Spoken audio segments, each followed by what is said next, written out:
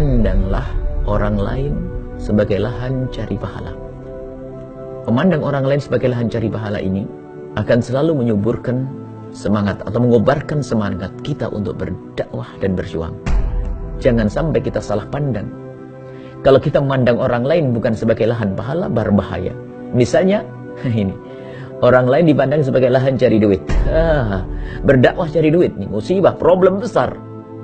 Maka dengan memahami prinsip dakwah, bahwasanya pandanglah orang lain sebagai lahan pahala. Tapi karena prinsip dakwah ini tidak kita pakai, maka dakwah kita milah-milah, milih-milih. Ada orang dakwah kepada orang kaya saja, orang fakir dibiarkan. Enggak, dakwah adalah untuk semuanya. Selagi Anda meyakini siapapun yang ada di kiri kanan Anda lahan pahala, maka Anda selalu bersemangat. Tidak ada yang terlewatkan. Dan Anda tidak akan mudah berputus asa.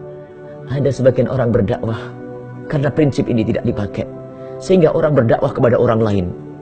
Tapi ternyata pembantu yang ada di rumahnya tidak pernah mendengar seruan dakwah. Apakah kalau kita mengajak kebaikan kepada pembantu kita nggak ada pahalanya? Justru lebih gede pahalanya daripada orang yang ada di luar. Kita jangan kalah dengan sales. Seorang yang menjual produk, melihat baju orang pakai baju necis, keluar dari mobil dikejar, menawarkan produknya. Karena apa? Dia menduga uangnya ada di saku dia. Karena kalau dia bisa menjual produknya, maka dia akan mendapatkan keuntungan. Bagaimana kita yang ahli iman? Pahala Allah dibawa oleh orang di kiri kanan kita biarkan begitu saja. Dan jangan putus asa. Kebiasaan Nabi Muhammad SAW itu, beliau setelah selesai peperangan itu biasa memilah jenazahnya orang muslim, dikumpulkan.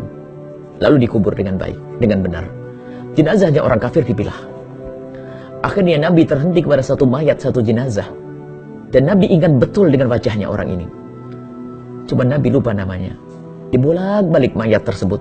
Nabi ingat wajahnya, tapi Nabi lupa namanya. Nabi Muhammad SAW bertanya kepada para sahabat yang lainnya, "Wahai sahabatku, ini sahabatku yang bernama siapa? Kok aku lupa ini namanya?" Apa para sahabat Nabi berkata? "Ya Rasulullah, ini bukan sahabatmu, akan tapi ini musuhmu ya Rasulullah." Rasulullah terkaget, "Musuhku? Yang mana?" "Yang itu ya Rasulullah, yang dia biasa melemparimu dengan kotoran, dia suka menyakitimu." Rasulullah baru tersadar, oh iya.